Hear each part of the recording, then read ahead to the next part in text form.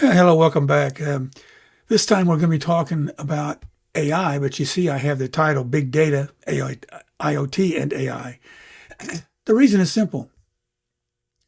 AI really doesn't do anything unless it has some data, and it needs to get the data. The data comes from the IoT. So it only makes sense to talk about all three of these together. And so that's what I'm going to do instead of just talking about AI by itself. Okay, I'm going to show you this picture first. Not that it means anything, but it just a second here. Okay.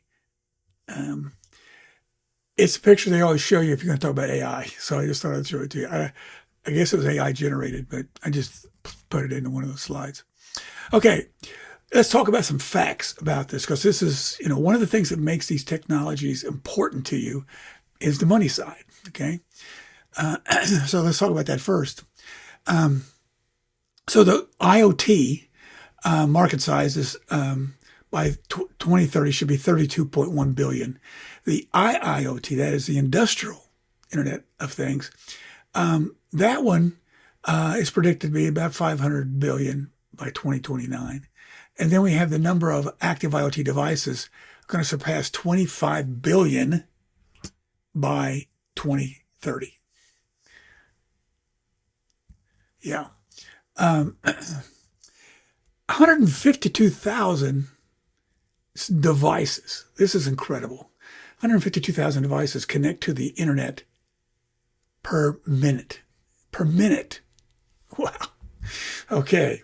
And so it generates, not surprisingly, over 1 billion gigabytes of data every day. Now, the volume of data worldwide was 120 zettabytes in 2023. That's up to 181 by the end of this year. A lot of bytes. Big data and analytics market is predicted to reach 350 billion by the end of this year. And the global artificial intelligence market size was estimated to 5 billion in 2023. And it's growing at a rate of about 39% a year, 40% until 2030. So we can see there's a lot going on here. So what's going to tie this together is going to be AI solutions. They could automate up to 70% of all data processing work and 64% of data collection work.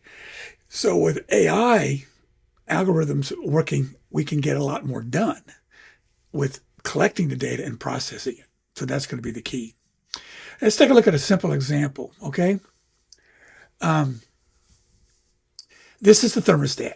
And the idea is you say, well, I've had a thermostat in my house all forever. What's so new about this? Nothing's new about it. But this is an AI thermostat. It's running on connected to the IoT, which is the Internet of Things. It's connected there, and it's sending the data that it's collecting from that thermostat to big data, because big data will take all the data it can get. And then there's an algorithm that is running the AI. Now, the AI is nothing without big data. But big data has to get its data someplace. It gets it from IoT. So you can see there's a symbiotic relationship here between these three. Okay? So what this can do is it can tell you, instead of just saying, going on and off when it gets to the right temperature, it can determine what temperatures you want in your house at certain times of the day. Following your lead after you change the thermostat, it will figure out what you want. It's a real simple example of AI working with these two, but that's how it works. Okay? Okay.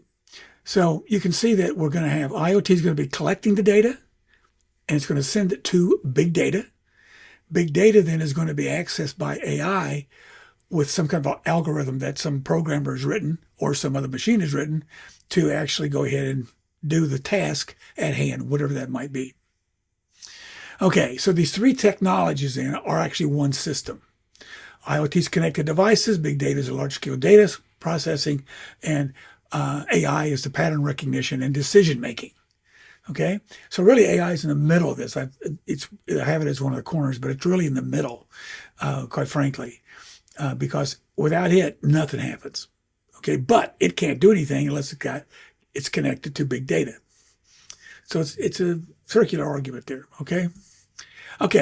So the core claim then is, that's why I had this picture. I like this better. It's just, we got the AI in the middle of it. AI is using algorithms that can send data to the big data, or it can access data from IoT devices. Generally, IoT devices are going to send that data to a big data database. Okay, but AI is not separate. Okay, it gives meaning to the IoT and the big data, but by itself, it's really nothing. Okay, it has to have data. That's the key that we have to understand here. Okay, so IoT alone devices collect the data, smart doorbells, wearables. Okay, there's a limit. And what that limit is that it collects the data. IoT collects the data, but it doesn't interpret the data. It doesn't care what the data is. It just collects the data and it sends it to a database. It didn't know what it is. Doesn't know. So it doesn't matter if it's speech, if it's text, if it's audio. It doesn't make any difference. Data is data to the database. Okay, to IoT. It sends it to a large database, big data.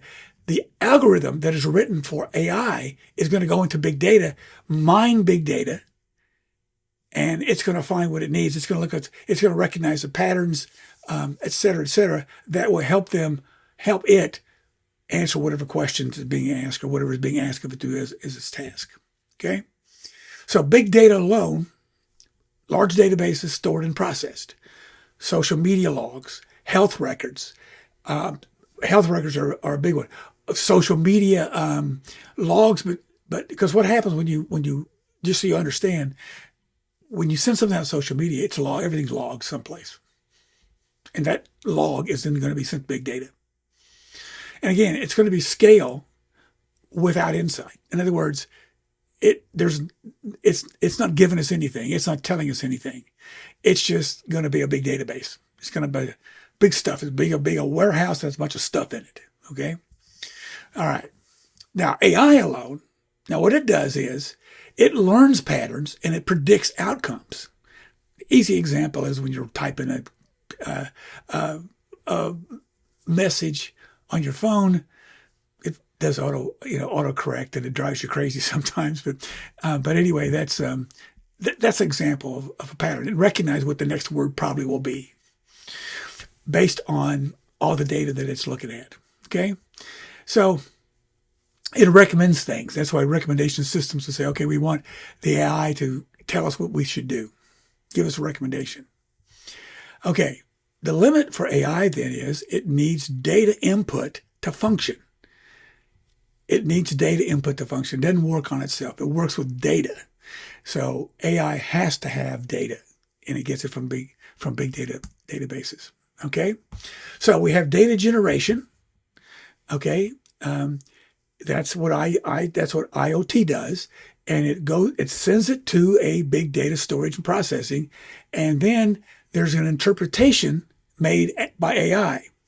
Okay, big data doesn't make an interpretation, but AI does. Okay, I want you to say that I'm being a little redundant here, but this is the key to understanding this. Okay, so on your wearable, you collect the data, you send it probably to a cloud repository someplace. That's where the big data is going to be held.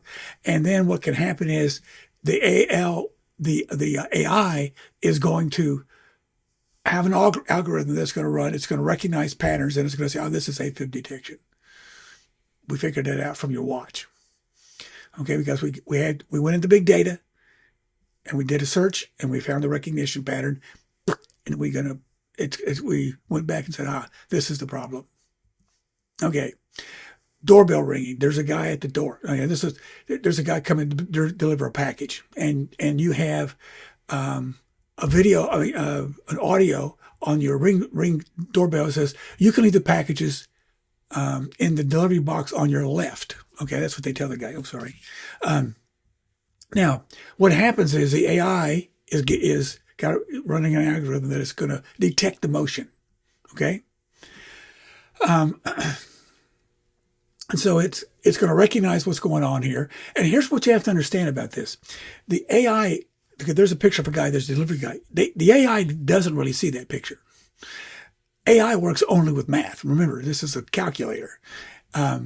the computer's a calculator, and so it actually has all kinds of numbers that it uses to describe this guy. However, if you ask it, AI could say that guy's got a tan hat on, or he's got two boxes, and one of them got a white box, one of them's in one of the red. It can tell you these things because it will do it, but it's not gonna. It doesn't really see the picture. It does scan the picture, and then it makes sense out of it. So it detects emotion, identifies the people, it identifies the voice, et cetera, et cetera. It's just amazing how smart it is. Okay, this is what we call the smart part of AI, that it can do all these things. Okay, so there's the AI and OT and we call this IOT synergy. Okay, how they're working together. And so what I'm showing on you this is just a model that shows you how different things can be functioning. And we have in the city we would have smart traffic signals. In the factory we have predictive factory maintenance. And then we have real-time remote patient monitoring. Again, going back to the health e-health. I want you to notice in the corner there where it says notebook. I just want to suggest that if you haven't ever looked at Notebook LM as an AI partner, it's really a very good program. It created this graphic for me. The thing is, it does really good jobs on these things. But it's a research tool that you can use anytime you're doing any of your other courses. Again, that's called Notebook LM. It's notebooklm.google.com. It's a very fascinating program. But anyway, that's what I was showing you this on the thing here. Okay, so